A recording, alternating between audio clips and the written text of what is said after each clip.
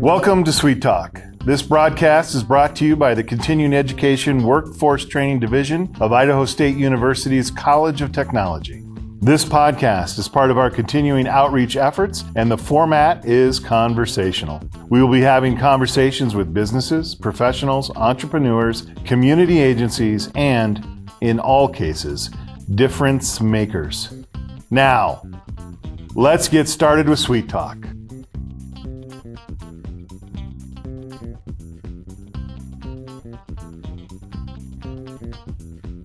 Hello, my name is Raylyn Price. I'm the Health Programs Coordinator here at Idaho State University, Continuing Education, Workforce Training. And I have here with me two great guys.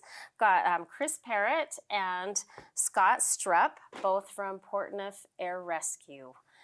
We are happy to have them here today and hoping that they can just tell us a little bit about themselves and what they do with Portneuf Air Rescue.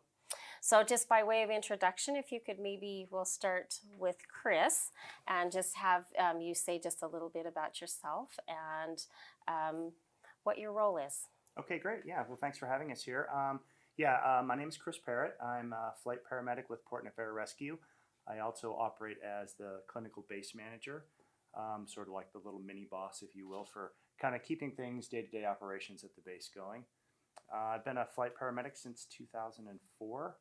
I transitioned over from like firefighter paramedic to flight, and that's been a really great, challenging career since then. And started in Virginia and moved out here about 5 years ago, and came on with Classic, and it's been really great. That's awesome. So, how did you transition from the mainstream fire department, EMT, into air rescue? What kind of drove you to that, and how did you get there? Right, yeah. So, my career growing up, I always was like, I really want to be, this paramedic and this firefighter. And so I got the job with the fire department, and it was great. And I sort of then realized that I kind of started liking the medicine more than fighting the fire. Not that wasn't great, but the challenge and my interest really started going more toward the medicine. And then looking at kind of the call volume that we were doing on the street compared to what a couple friends were doing that had flight jobs, I was kind of jealous. They were out like doing all these like awesome trauma calls and all these cool things. And I'm like, oh, really? I'm like up all night and, you guys are doing kind of the cool stuff. So I just sort of gravitated toward that. So using those guys as role models, I started like increasing my education with critical care knowledge. And applied for a flight job and was lucky enough to get it. That's awesome. So and it's been pretty much uphill since then, I think. Very good, thank you. All right, Scott. Yeah, Scott Strupp, work as one of the flight nurses there at Portneuf Air Rescue with Classic, and I do fly full time as a nurse, and then I work and do the PR. Outreach education for the base. So I go around to a lot of the different referring hospitals, make sure that they have what they need to contact us when they need to, so it's super quick and smooth. And so I do a lot of outreach and coming on podcasts and do stuff like that. So, but yeah, that's kind of my job. Work closely with Chris to kind of help make sure the base moves forward and achieve the goals that the company has. So. That's great. So as a young nurse just coming out of nursing school, I thought I wanted to be a life flight nurse. I thought that would be so exciting and kind of cool. And then my nursing pathway took a different pathway.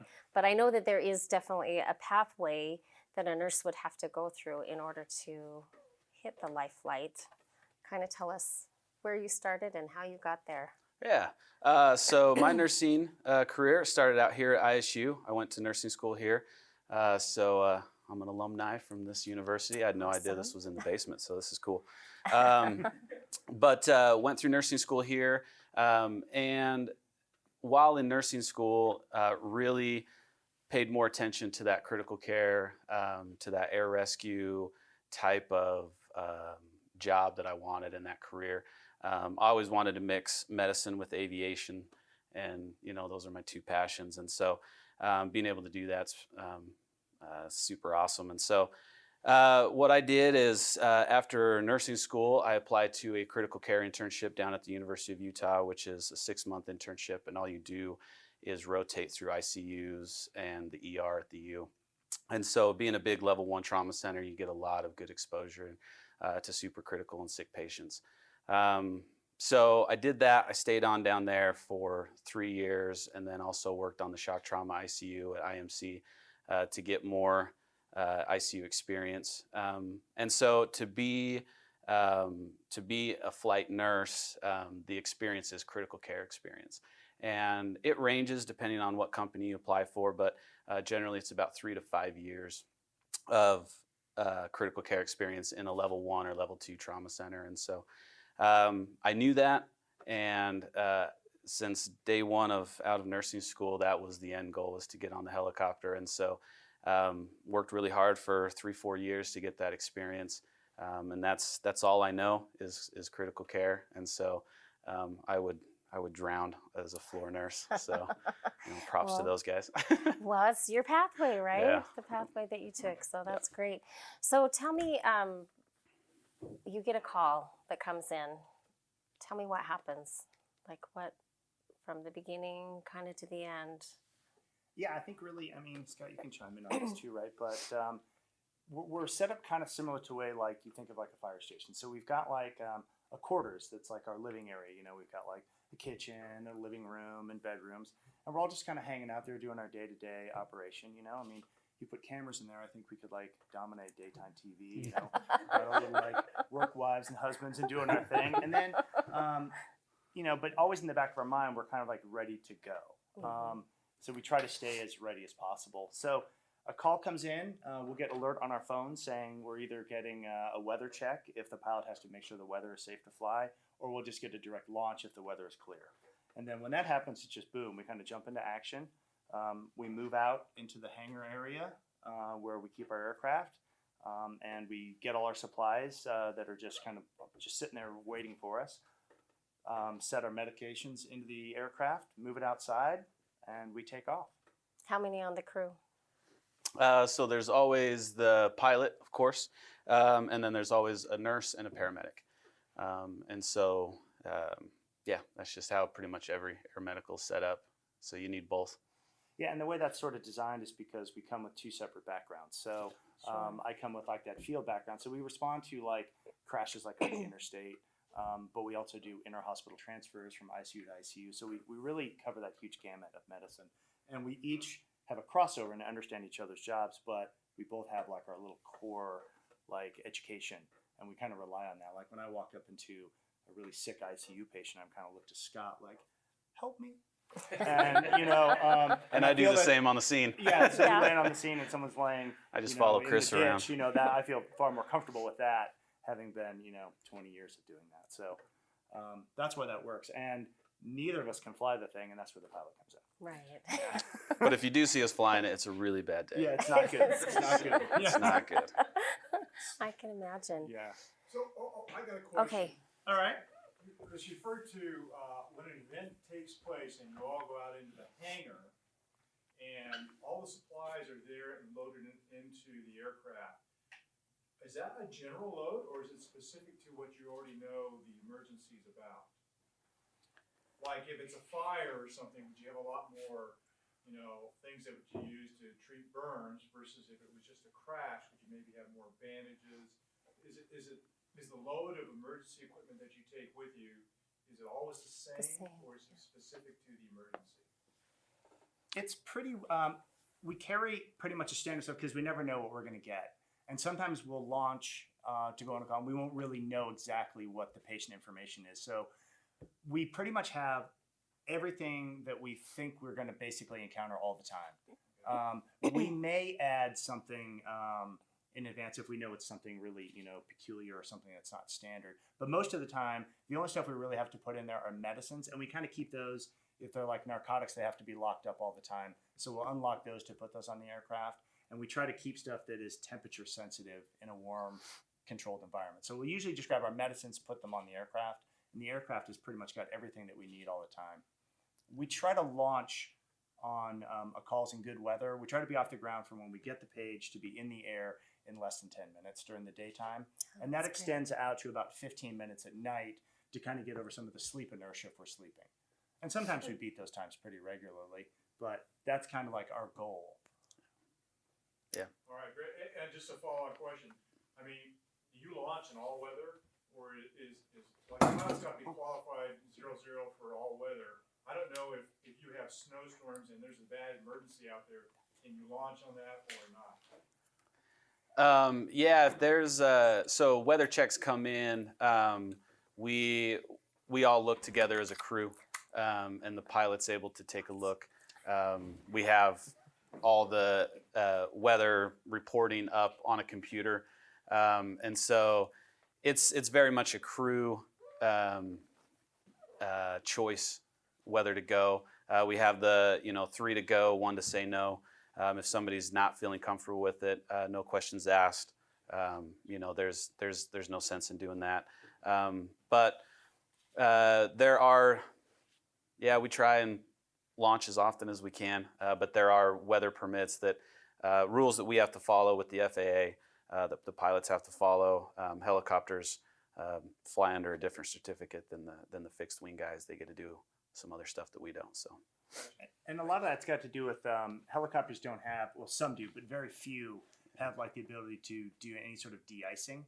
So we have to really look at the weather in the wintertime to find out what the moisture content of the snow is and the temperature to find out if we're going to build up ice. If that's the case, we can't fly in a known or suspected icing condition because helicopters don't do well with that. They don't fly, actually, they crash. So we have to look at that kind of stuff. And just to kind of go on what Scott was just saying about the 3 to go, 1 to say no, is if we're flying along and one of the crew members just doesn't feel comfortable about the weather, like the clouds keep getting lower, or the visibility is getting weird, if they say, I just don't feel comfortable with this, we don't have an argument in the air about it. Like, come on, man, let's just do it. We land, and we discuss it later at a safe time.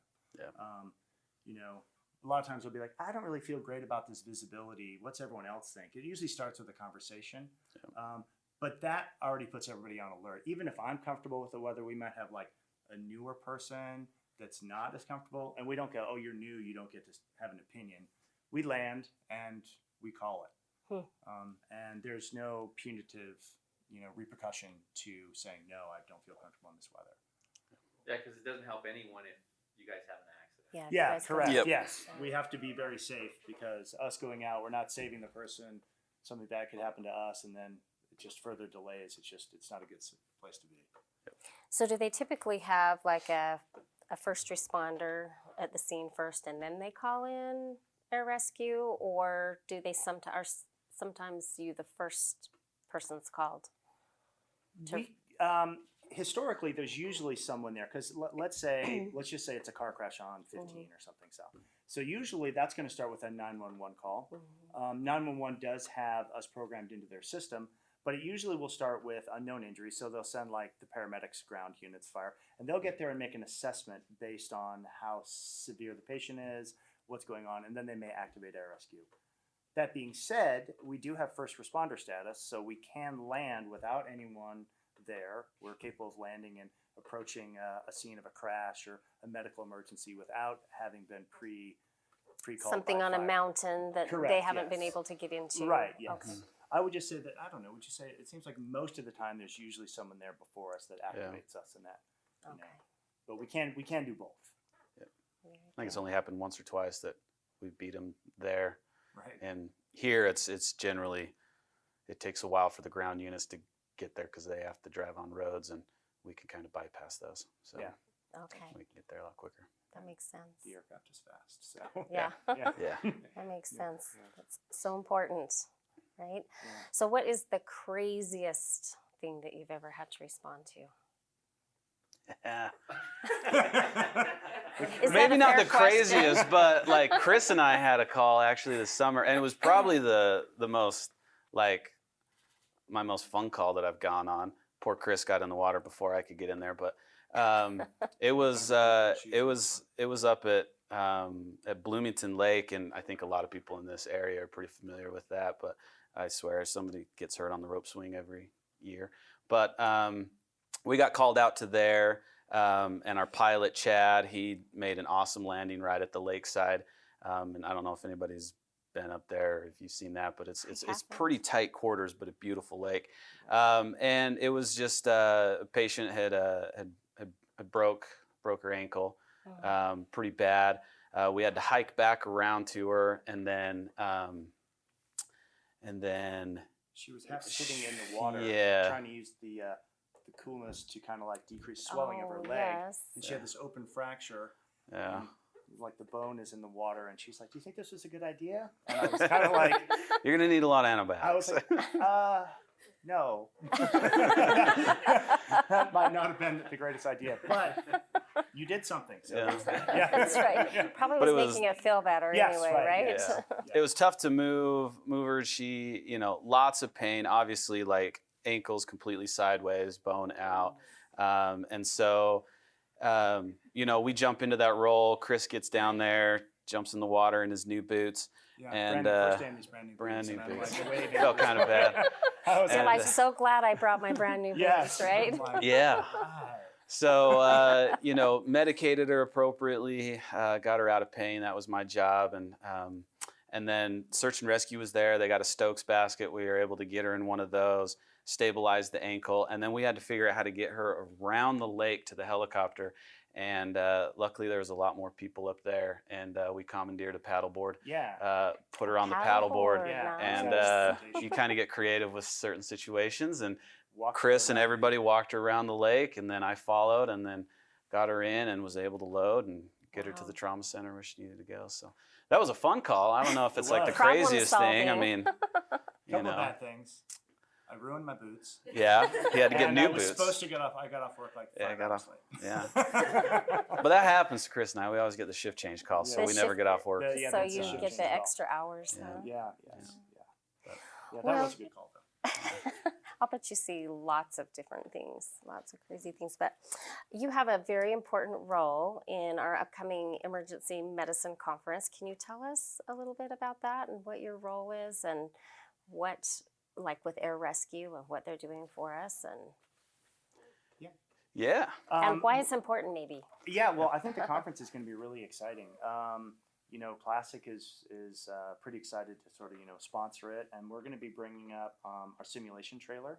Awesome. Which has got like one of these high fidelity mannequins that coughs and talks and has trouble breathing and acts as close to a real person as possible, so you can really get some legit training instead of like having to pretend like a skateboard is a person and be like, well, they're having trouble breathing. Like this really does all that, and it really brings like critical training, without having to actually hit someone over the head and say, oh, there's a patient. So you get to train when the outcome can be bad and not have it really be bad. So that's pretty neat.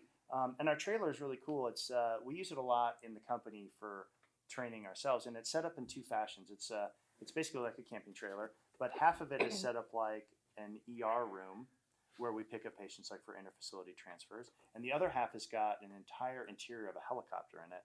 So we sort of then get the feel of working on someone inside tight space. So it's pretty neat. And to be able to bring people that don't do our job into that, it's a great training environment, because they really then kind of see, oh, that's why you guys maybe want to stabilize the fracture here, because getting to the patient's foot can be difficult in the helicopter. In the helicopter.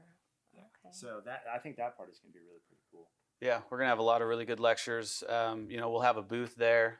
We get a lot of EMT paramedics, people that come up to us, have questions about how to get into the careers and different things like that. So we're excited to participate again. We were there last year, and has a keynote speaker been announced? Can I I'm pretty sure, because I'm super pumped about it. Yeah. I've been listening to his podcast for about 3 years. It's Eric Bauer is going to be our keynote speaker from Flight Bridge Ed, and so we're pretty lucky, pretty happy to have him.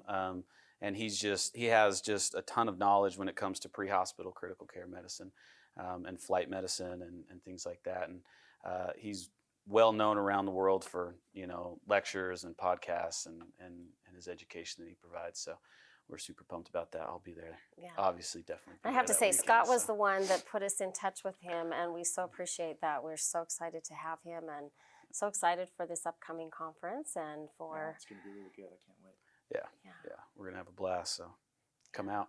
You know, we're Come gonna do a out. podcast with Eric. Oh, that'll be cool. That's Yeah, okay. Maybe we should invite you on this thing. You've got all this knowledge for that. That'd be awesome. Done. I'm like Yes. I'm like an Eric Bauer groupie there. Like I'll follow him around and You can host like it. How about Yes. there Oh, we that go. would I'll be get to so ask him great. questions and stuff and just kind of panic. I'll just be like, just talk. 'Cause he's awesome. Be like, Talk "And whatever you want to go. Whatever you want to talk about. And go." Just talk. Yeah.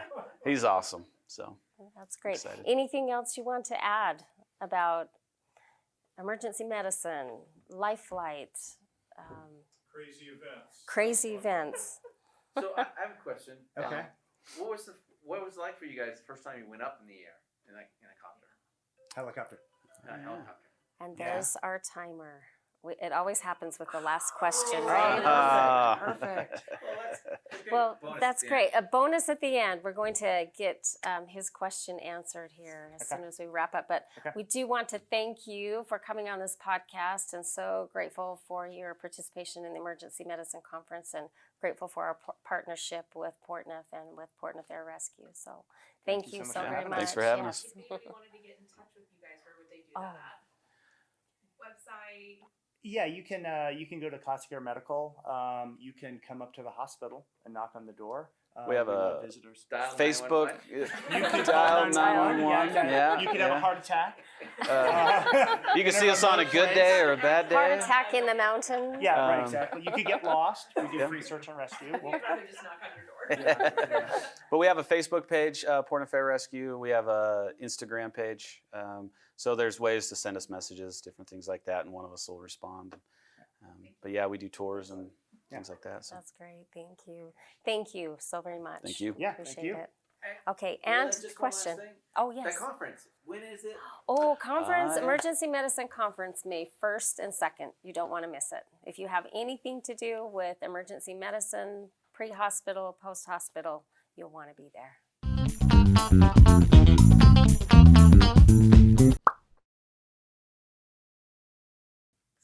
Now, what was it like when you guys first went up on a helicopter? For me, I had left my job at the fire department pretty hastily when I got offered the job. I kind of took the job with the flight before they even knew how much I was going to make. I folded it like a cheap lawn chair. Yeah, I'll take it. wait, how much are they going to pay me? But yeah, I remember I'd never flown in a helicopter prior to taking the job, so I showed up to work and I was like, "Oh, I might have made a big mistake." You know, Don't know how much I make. And yeah, I don't know. I could vomit. This could be bad, right? So yeah, you just get so overwhelmed by like the whole aviation side of thing. Like I'd been a paramedic already for like 6 years in a very busy urban area. So I felt like I had pretty good knowledge with my job, but when it came to flight, I suddenly like forgot everything, you know? Yeah. Like that's why I said helicopter. I mean, that's really how you feel. Like they're like, "What's your name?" Helicopter. You're just like flying along and you're just like sensory overload is how I felt, you know?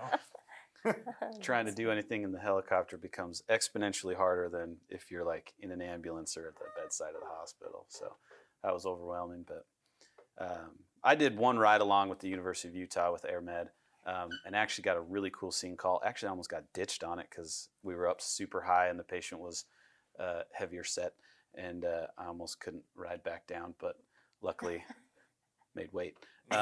So I was really excited. I love flying. I didn't know how I was going to do in a helicopter. I'd never actually been in one, but I went up on the ride along, and yeah, everything was just awesome. I was loving it. So.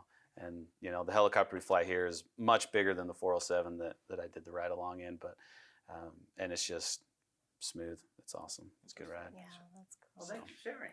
Yes, Yeah, thank you. Thank you again for coming. Thank you. Thanks for having us. Taking time, yes.